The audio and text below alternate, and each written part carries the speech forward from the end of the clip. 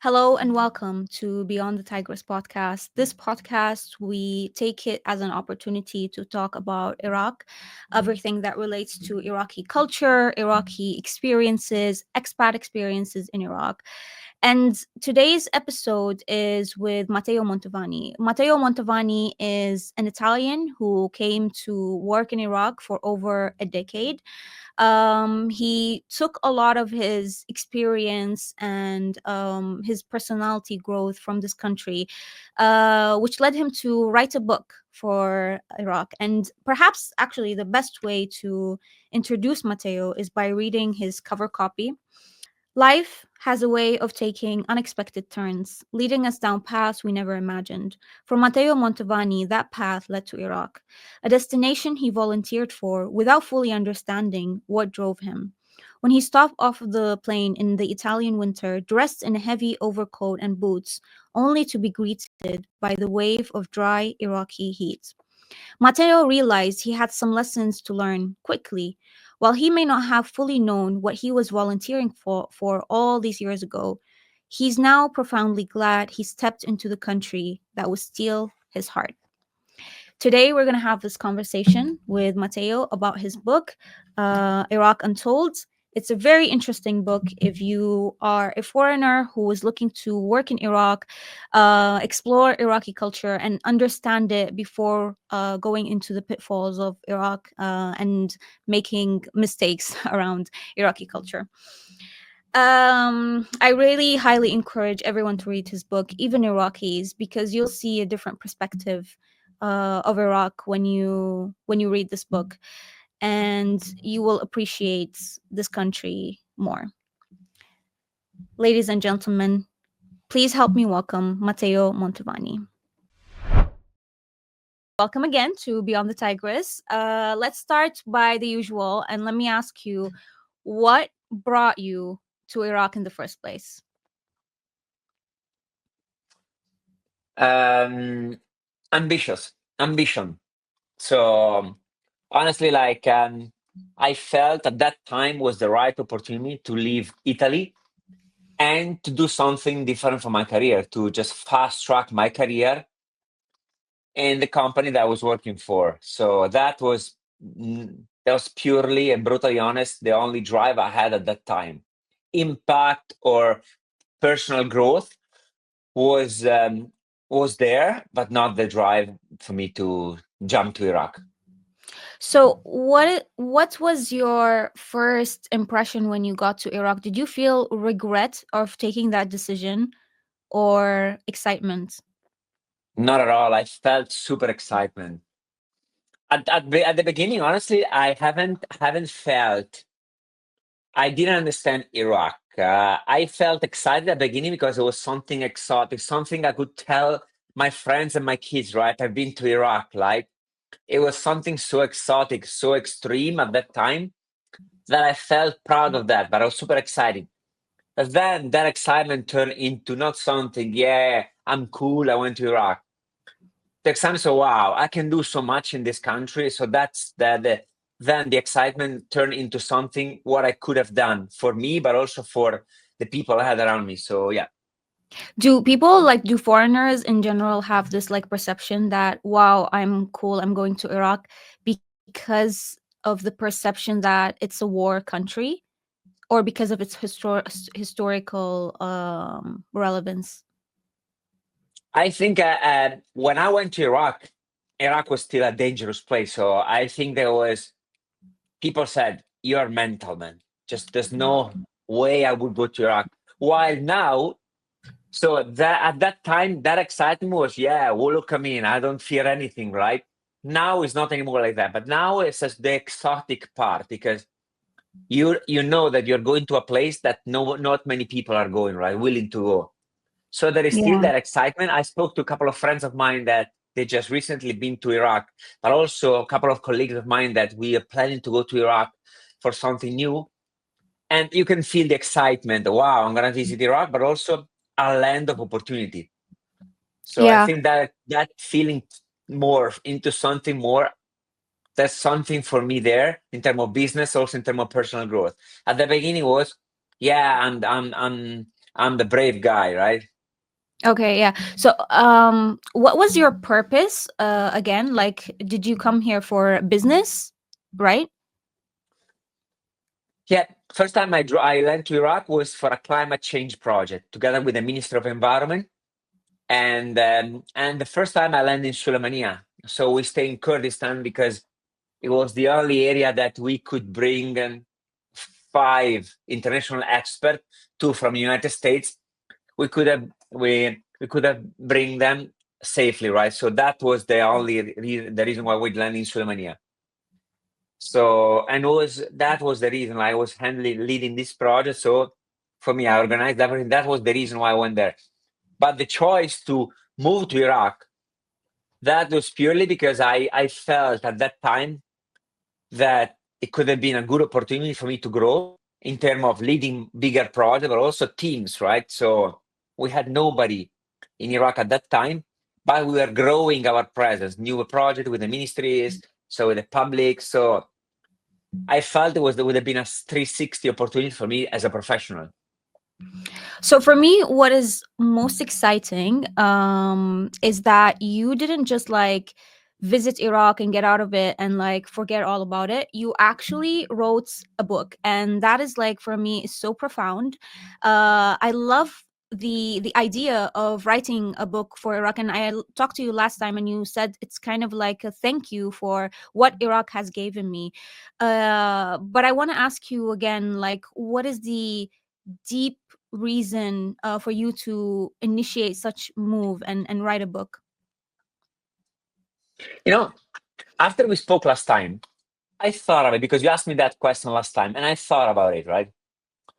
And I think so. The primary reason, the one that I felt, the genuine reason why I wanted to write this book is to tell my story, but not because my story is special or cool, no, but because through my eyes, I saw an Iraq that has not told, nobody's telling, right? Nobody's actually witnessing and highlighting and bring testimony of what really Iraq is, the connection you make, the quality of the people, the possibilities. So nobody sees that and nobody talks about it. So I felt just to give back a bit of what I got, to just write something that I could stay and could shed a different light for Iraqis.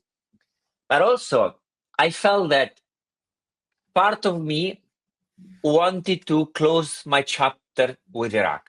I left La Mhm. Liga, and I felt personally and professionally it was time for me to say Iraq did a thing of the past. So I think that the book also it was the perfect closing moment for me to for my journey in Iraq. It doesn't mean that I'm not coming back because actually I'm planning now together with an investor to do something new in Iraq. So you see, at the end I That's very can't nice. stay. It's like a drug, you see, and not for a Yeah. business side. But like few weeks ago, a close friend of mine was at my place, right, to have dinner, right, because they come visit me sometimes. So I love it because those are connections that they go beyond business. It's just really pure friendship. So I love Have that you because maintained? Yeah. Have you maintained your relationships with Iraqis till this day after leaving? yes, I'm not. I personally, although I'm a very big extrovert, right, but I suck in keeping a relationship with friends. Not because I don't want, because I'm not the guy who keeps messaging, calling. Even with my family, I rarely call them, right? So I'm bad at that. But I know that the moment that I touch base with any one of them, we'll start a conversation as if nothing happened. Look, That's very even beautiful. if I don't talk to them daily, I know that the feeling is mutual and is still there, right? I know that. Yeah. Sometimes they Yeah. call me, they are all together outside, some of my former team members, they call me outside and because they want to talk to me, right? And it's something that makes me so happy. It makes me so happy. They send me That's messages very sometimes beautiful. and they make my day because in a way we grew together and it's good to see that I left a sort of guidance in the way they're actually treating people and dealing with people because I think that's the most important things I gave to them. I think Iraqis are very open to that flexibility of learning, especially from Westerners, and we'll get into that in a bit. But I want to ask you because you mentioned in your book that Iraqis are kind of similar to Westerners. I think South of Europe. Yeah, Yeah. So yeah, how yeah. are they similar? I'm very interested in knowing how are they similar.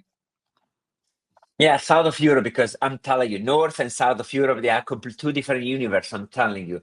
Yeah, I South know that. European, I feel that we're very similar in the way we approach people and our values. Look, we are super open to people, right? We are curious, but also very welcoming, right? Because we are all, I think we're both very proud of our culture, our tradition, our history, our cuisine, and we value family. And I think this is very powerful common thread we all have to get in common, despite religion, despite whatever, right? So that's why I felt myself at home because I approach life and people the same way the Iraqi approach them. That's very right. Yeah, I think Iraqis are very people oriented, and some of the values that they have is like very oriented around the family and their goals around the family. So it's kind of dictates their life, and I guess it's a good and bad thing. I'm happy to see this like similarities between South of Europe, because a lot of Iraqis like fantasize Europe and see it as like a developed nice place. So this is like actually cool. Now, one question that I want to ask you again is, did you have, I asked you last time and you said I had a Matteo shock, not a cultural shock. Can you explain again, what does it mean to have a Matteo shock when you came to Baghdad mainly?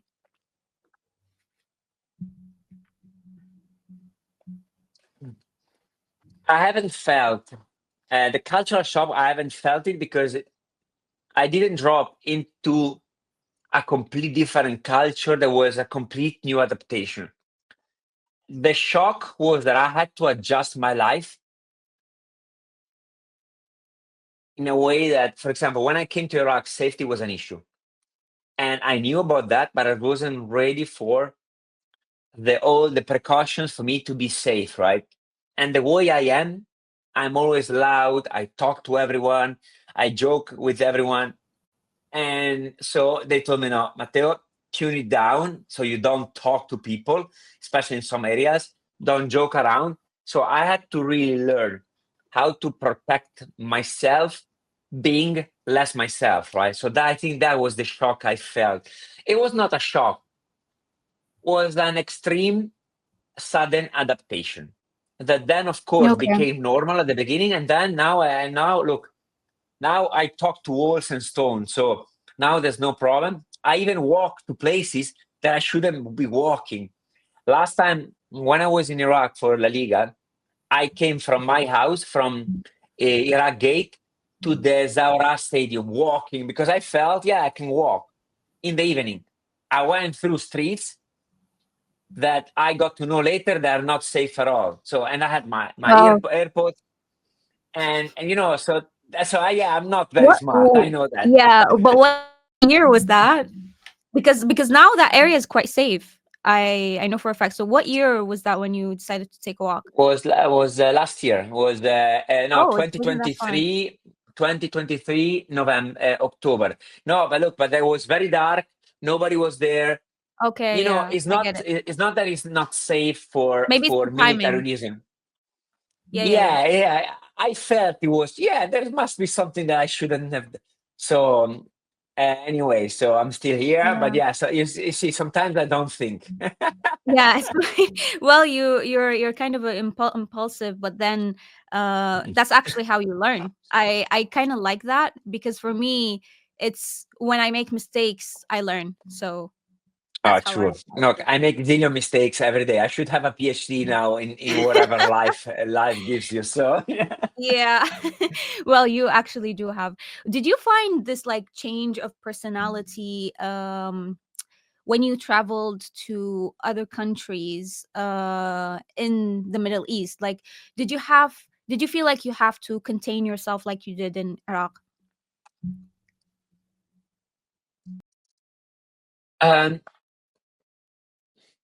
no, it's just, look, I feel that in Iraq I had to change for safety, right? But I could be myself in many ways, right? Even the way I react to things, right? Although in Iraq everybody has a gun, right? As a joke, right? But for example, in UAE and Qatar, I really had to swallow most of my reactions, especially when I was in Qatar, because you don't know who you're gonna piss off and what kind of power that person has, right? So, because it was not a safety issue, it was just a legal issue, right? So I I think that in Italy we have a different culture, very open, but open in a way that you really are very, you get too much confidence with everyone. So I had to adapt in the whole Middle East my way of being, have confidence, because be have a confidence with in with other people, right? For example, like we joke about our mother the first day we met each other in Italy. I can't do that in Middle East. So those are That's a just big no, actually. When you joke about your mother. yeah. In Italy, just it is different because we are just super open to things, right? So that's the thing I need to adapt myself in Middle East in general, right? Yeah, I heard like growing up that Iraqis are like Italians are the most closest to Iraqis. Like for example, if you go to the UK and like ask for someone for direction and crack a joke, they would be like, "What's wrong with you?" But if you do that in Iraq, it's like completely normal, and you kind of like connect and vibe with on that like joke with a stranger. And I guess like Italians can also do that. I don't know. I've always notice this like similarities. Is that right? Yeah, yeah. Look, that's who we are. Like we really joke around. We make fun of everyone. There are no limits. No, it's limitless in terms of making joke. Wow. So that's the boundary you need to set when you come here because okay, wait. So Yeah, I get it. Yeah, I get it. Okay, so in your chapter, Expat in the Cradle of Civilization, I noticed a pattern. This patterns is both negative and positive. It's has emotions of like fear, uncertainty, being alert, but at the same time, it's having courage. So for me, those were very contradicting emotions for an expat to have. Can you explain that more and like maybe tell us how expats can navigate that when they come to Iraq? what are the things that I don't like about Iraq? There is always a constant reminder that this country is dangerous. If you land to Iraq, you feel that this country is dangerous. Maybe it's not, but the perception you have because of the military, because of the T walls, right? So you have the perception there's something wrong in this country, and yeah, I think there's something counterproductive for Iraq. So you actually have that fear, that feeling of fear that something can happen, right? Plus, you come with a background of million bombs, kidnapping, and thousand wars, right? So you're becoming already with prejudice. They come to Iraq, and the country itself is not helping you. So that's the fear element. The courage is if you let fear driving your journey in Iraq, just you're gonna stay locked in your compound, in your rule, and you just don't experience anything. And I think that's such a shame because the moment that you actually win that fear while keeping a sort of like conscious alert, not being stupid that the country still presents some risk, like any big city in the world, but also you are in Iraq. So let's always remind that things can happen very quickly in this country. But if you have some courage and maybe some stupidity sometime, you really can dig deeper into the Iraqi heart and Iraqi soul, because that's the thing that you once you discover, you get hooked. Whoa, that's powerful actually. um One question that is like was important to me, it is there's always a feeling of delaying things in Iraq. Was that like a prominent feeling that you have? Did you always feel stuck with not achieving in this country, or was it another feeling that is prominent for you? So this is something I really don't understand. I mean, I kind of understand, but when you talk to public, what will come with public from the beginning till my last experience, everything is delayed. everything is delayed by incompetence, by purposely delaying things. It's just constant delay. And that affects tremendously your country because everything goes to public, right? And at the end of the day, nothing can gets done. While in private, things are so fast because if you want to do something with private in Iraq and achieve something, you really need to be fast because the country is it's a constant learn. That's my experience at Bali. Every day we were learning something new, and you adapt and you change quickly. So the pace is very, and also Iraq throw curveballs every day, right? So you need to adapt quickly and tackle those. So the speed is super fast. While public, good luck. Inshallah, you get things done. And this Yeah, was at the like yeah. beginning, but and this is something that I think is a shame. At the beginning, when I landed to Iraq, we were working a lot with public, was like this. My last experience, same.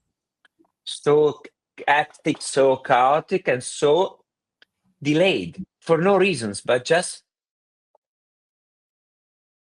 yeah, public. So I think that's I this. get it. Do you think as expats and as like the private sector and foreign investment can make an influence on the public sector, or that's like just not impossible on the short term? It's a chicken in the egg. Why there are not a lot of investment in Iraq? One of the reasons because of the bureaucracy and the delay of everything, right? So I think that the government should open up and should show that things are easy and faster and more organized. And then people will start investing with more confidence. Because if you start investing and then things they don't change, it's actually going to backfire a lot. Because at that point, you don't have people are scared to move in. You have people that got burned moving in. So it's a chicken in the egg. I don't know who should start first. But definitely government needs to change on that. There are I things that are improving. I see that improvement. Sudan is doing a great job in attracting companies. I think that really this government is on the right track to do something good. But still, Sudan is at the pinnacle of a pyramid that they need to work in sync, right? I see that this level is still very legacy driven, not forward looking driven. Yeah, yeah, I totally understand, and I've heard those complaints a lot of times. Like the bureaucratic work and everything really takes time in Iraq. That things really just doesn't go as planned. I mean, for people who are already here, for expats who are already in Iraq, how can they embrace the uncertainty that they encounter in Iraq, and also the all the delays? Like, what kind of mindset should they adopt? Look, I wrote in the book, you need two things in Iraq: guts. So to move to Iraq or to jump on a plane to go to Iraq, you need guts. But second, grits. You need to know that to do anything in Iraq, you need to be patient. I wouldn't say enjoy because it's difficult to enjoy. But yeah, it is. It's like that. That's This in grits. the only thing. Look, it's being patient and have big shoulders in terms of money and resources. Because if you're struggling with resources and you're waiting things to happen in Iraq to survive, that's a no-go since the start. You need to be ready that things, payment, approval, and project milestone might be delayed. So if you're ready for that with enough buffer, the payback it's good at the end. It's big, but you need to stay and you need to be patient.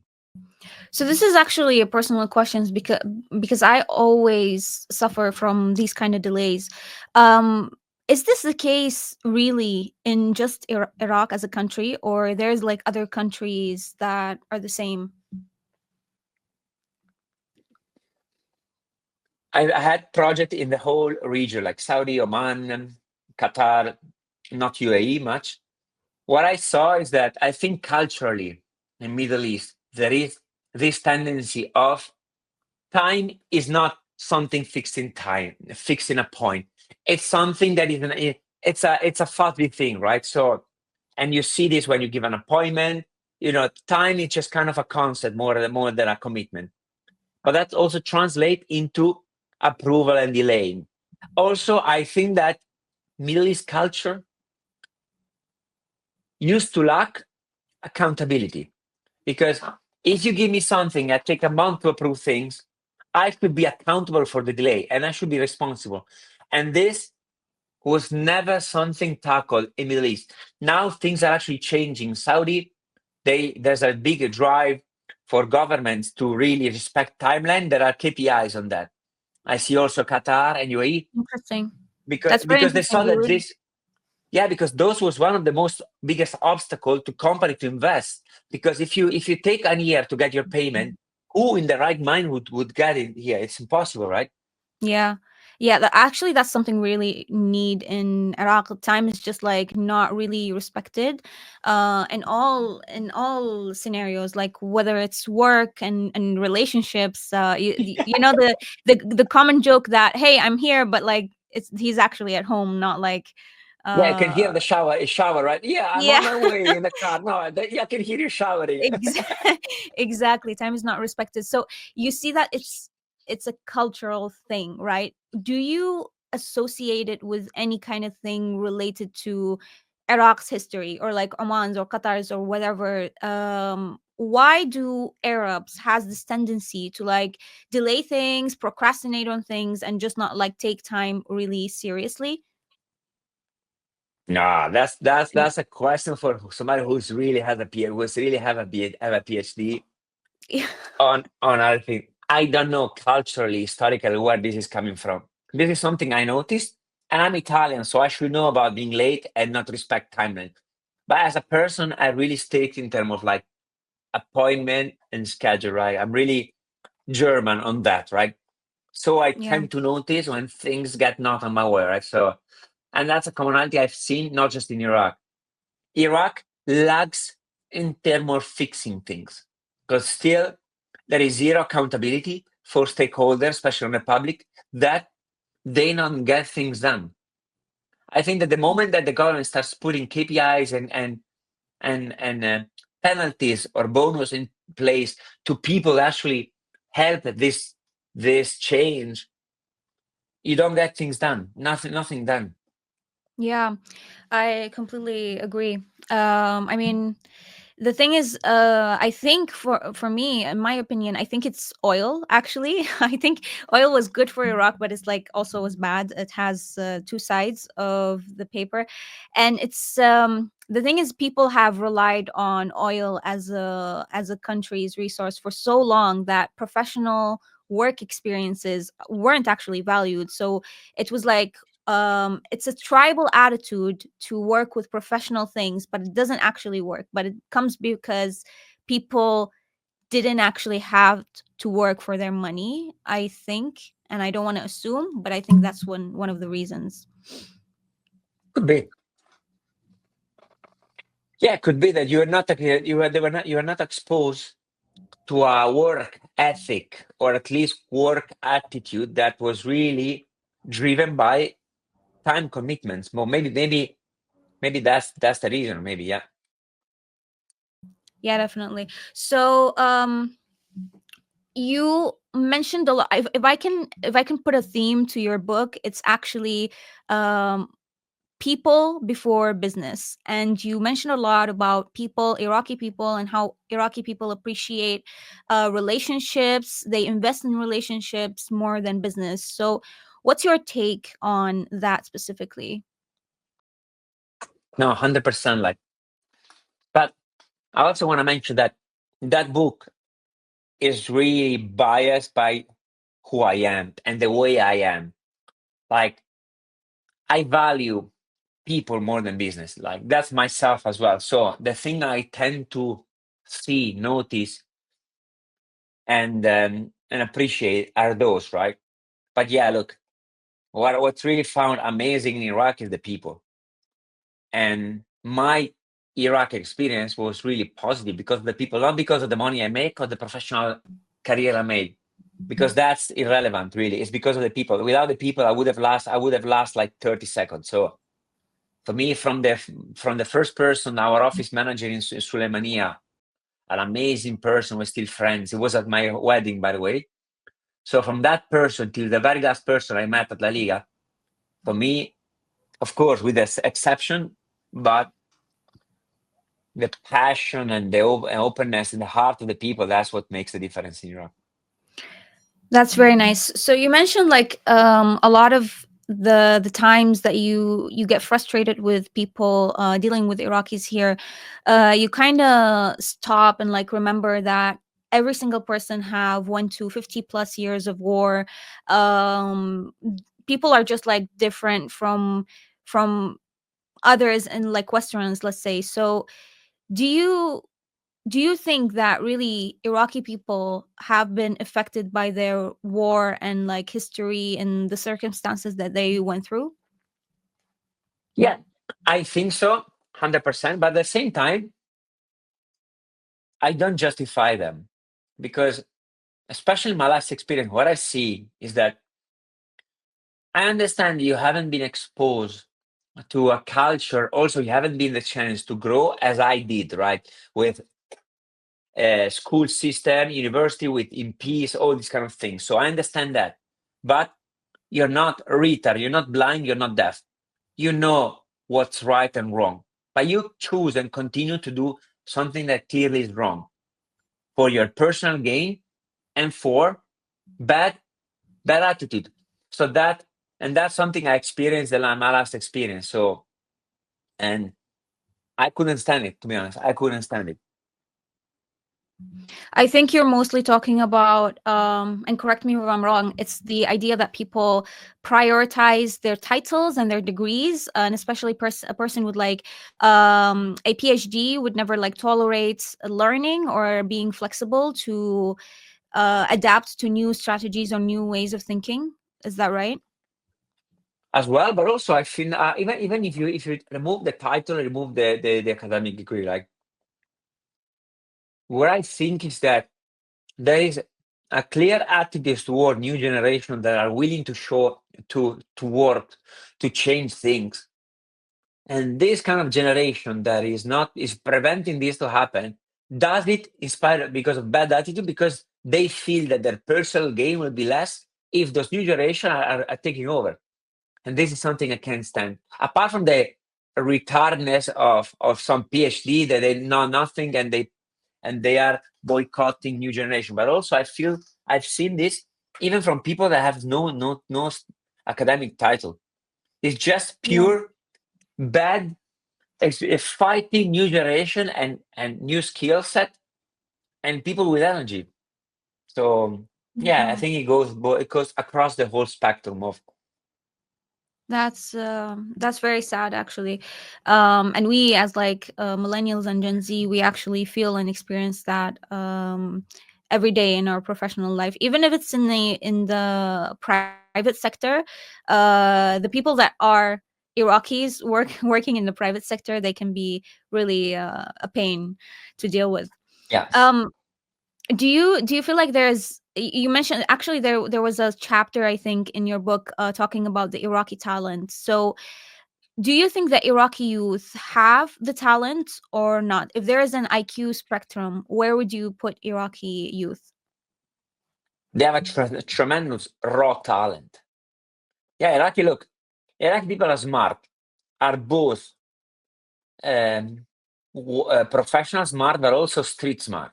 And that's something that, in my opinion, is super important because it's not something you find really common, right? Because there are countries around Iraq that have such a nice life that you're not becoming street smart, you're just becoming academically smart. But it's another side that Iraqi they just excel. In terms of IQ, in my opinion, they're pretty high up, and also in terms of EQ. So because of the fact that they're so open, they really can combine the two things in terms of personal relation, but also so they talk to people, but they say something smart. They're not just talking to people like myself just for the sake of talk about the weather. They actually say something deep and smart. So Okay. that's what I felt, and it's raw. Yeah. Do you think street smart can affect the way you do business and work? In Iraq, you need to be street smart to succeed. Let's be honest. Like everything you do So what? affects or is. I'm sorry, Go I ahead, interrupted. sorry. What is actually street smart for you before we get into why it's important? Like everything you do is affected and affects things happening on the street or in somebody's household or something that the government throw at you, right? Everything. Daily you find something that, oh shit, I didn't think about it. So the street smart is find a way to solve that, whether it's like straightforward or just bypassing things. I would say always legal, right? But the street smart is find a solution for every problem. And most of the problems you find in Iraq are not something you find in Italy or in every European by the book. This happened, we do that. No, you need to find a solution. You improvise. That's the kind of street smartness that is the ability to find a solution for unexpected things. But the thing is that in Iraq, unexpected things they happen every second. While here in UAE or in Italy, not that frequently. So you are not exposed to problem solving and creative solution solving like you had in Iraq. So Yeah, I guess that problem solving really gets your neurons working, so that maybe that's why they're kind of good at work or smart in other things. yeah, they solved so many problems at Bali that they found some way of solving that. Okay, yeah, guys, just go ahead because wow, go ahead because Well, yeah. they look. You had talk to people. They were selling bullets after somebody was shooting a war. Like, how can you compete towards that kind of like finding a way of living with such kind of problem? Like, so that's just it's not Yeah. compared, and that shaped the way you think and how fast you react to things. And this is the key things for Iraq in every single business you are. That's very interesting. Yeah. So, there's one phrase that I was very interested in, and it's the Iraqi defense mechanism. You mentioned that Iraqis can get very egoistic when it comes to correcting them in their work. And you kind of understood that in the book, and you were mentioning like Iraqis have this defense mechanism because, first of all, when it comes from a foreigner, it's kind of hard because people have perceived foreigners for a long time as threats because of colonialism and everything. And the other side of it is that the Iraqi ego in itself, and people just having ego for no reason. How did you deal with that? Honestly, I let them have the ego first. Like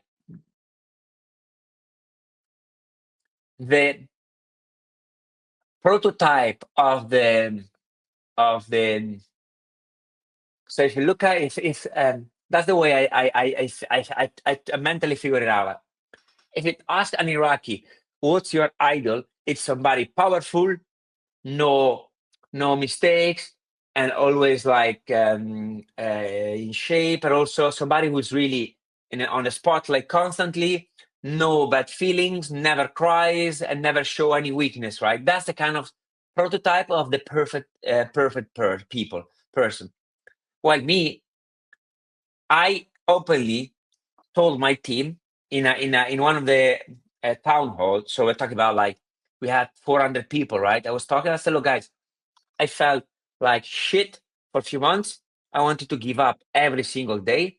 I felt like a rock bottom. So, and I wasn't afraid to say that. Look, guys, I felt like shit. They helped me. So I actually sought for help, and so personally, I feel that Iraqi they don't want to show any weakness because weakness means they can get attacked to somehow, and that affects the way you should put them in a spotlight for something they did. Has the counter effect. You are threatening my virility, my masculinity, or my something, right? That translates into that, and I feel it's bullshit, to be honest, because that's not the way I am. So constructive feedback should be done in private, because when they are in public in front of other people, that feels more of an insult or a threat to their position or their status. That's how I felt. Yeah, I think it comes from a deep insecurity. It's not actually because they're powerful or that they're strong. It just comes from insecurity and fragile ego. Yeah, I think that's a very dangerous thing for especially young people to have, because it's when you learn and like progress, and when you have that attitude, you don't actually learn and progress. So I guess if there's one message or lesson I can take from this is vulnerability is okay, even if you're Iraqi. Look, and personally, I feel that part of leadership, a big part of leadership, is to show yourself who you are. Vulnerable, of course, you need to be a leader, right? Always. So you need to project confidence and that you are confident in what you actually are driving the company or the team through, right? But at the same time, show yourself as vulnerable as well. Allows people to approach you and can really help bonding. And so that's what I feel, and that's because that's what I felt. Uh, Looking at all the leaders I had, they were not like a super powerful superhero. No, they were human people with pro and cons and with weaknesses. If you could like what do you think our Iraqi people are? Are they direct people when it comes to a communication, or are they people who are like go under the alley 5 times to like just not confront you in something? They're not direct. They're not direct. No, they're not. And sometimes, Nikki, sometimes they don't tell you what they think, but they are telling somebody else what they think about you. And do you think I'm that not is saying in general, dangerous? but I think I felt that. Can you hear me? Yeah, yeah, I can hear you. Yeah. So yeah. So some they're not direct people. I Do you think think because that's also directness lead to confrontation, and confrontation is not part of Iraqi culture in the way they don't. They're not confronting confrontational people. do you think that's a good thing or a bad thing?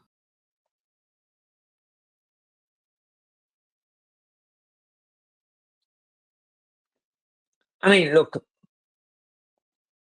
it's. I don't think it's a good thing.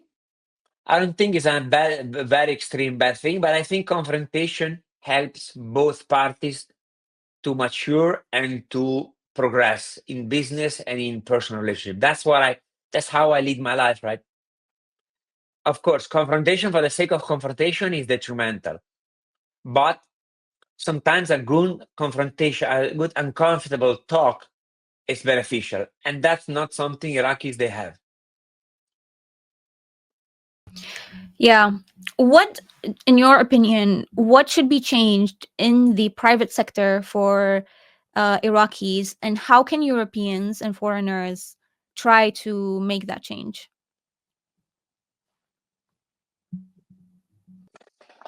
What I saw is that there is a big layer of Iraqi driven and private sector, right? I'm not talking about the big companies like Zain that I don't call them private, right? But there are some companies led and founded by smart Iraqis. What they lack of is money. So I think European are essential to A, drive investment to Iraq, but also and bring their expertise here. Because also through that you can create a momentum of confidence to Iraq to flourish in terms of private sector. So money Interesting. and expertise, like through international company opening branches in Iraq. So you bring that kind of indirect expertise, so everybody benefits, right? Because you generate a sort of like indirect benefit, right? Through subcontractor or also through hiring. So you have things that you generate opening branches here. So that could help. And that also could help people to invest money because Samsung is there or these kind of companies. If they're there, they project confidence in the market. Yeah, certainly. Um, before we get into the negative. I think we talked a lot about the negative things in Iraq, but like, what is the most positive thing about Iraq's future or promising that you find?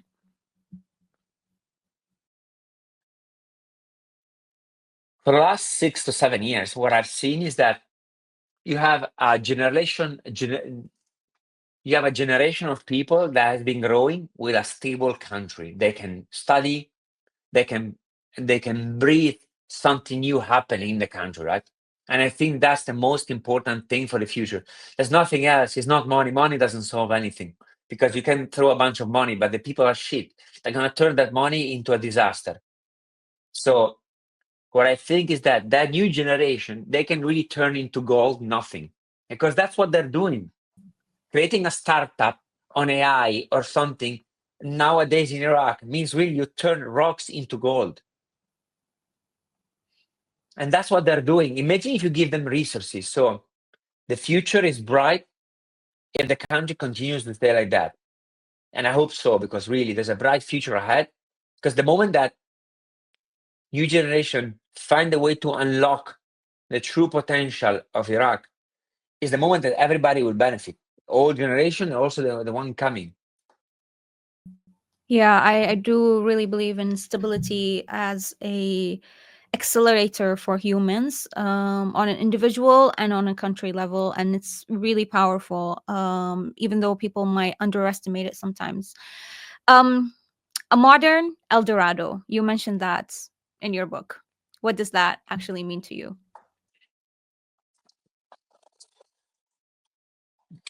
I don't know if I hit the analogy perfectly right, because I'm not very. I know, for me, El Dorado is something.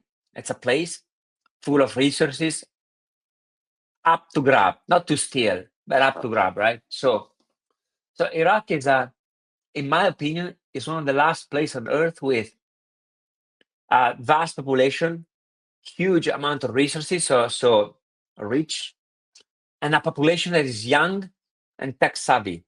So you have all the conditions for flourishing and no competition. So you go there, there's no one you need to fight to get market share, right? In most of the sectors. So that's why it's an El Dorado.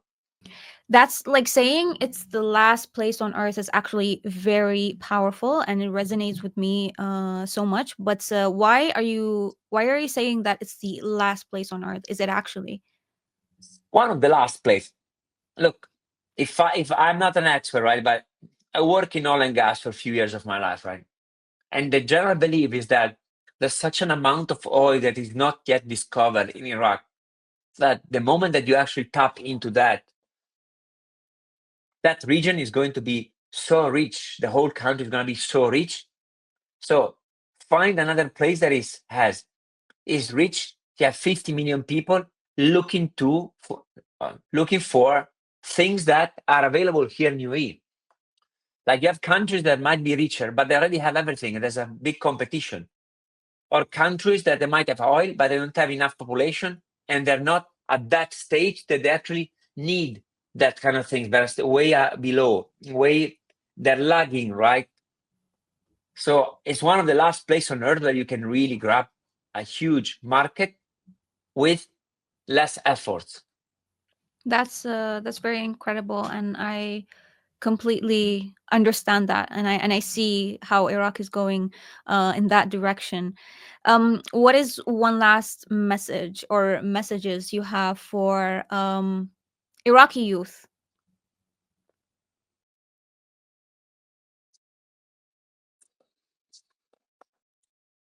Mm, yeah. Yeah, you put me on the spot here, huh? Look, and I say I this can help from the you. outside. So I know I say this from the outside, right? Aside from the fact that your country is not at the level of UAE or Qatar or Italy or other developed countries, like, but you really have a strong opportunity to do something great in a country that really needs it, right? Because one thing is to do something to get money out of it, right, as a business, but you actually can do something for the people around you, and this is something that we lost in Europe. Nobody does anything for anyone unless it's charity or pro bono things or NGOs, right? But doing a business that can really impact people for good, this is something so powerful as a drive. And the people in Iran, young generation, they have that opportunity. Powerful, very powerful, and very actually motivating. For me personally, is there anything, any last thing you would like to add? Any last messages?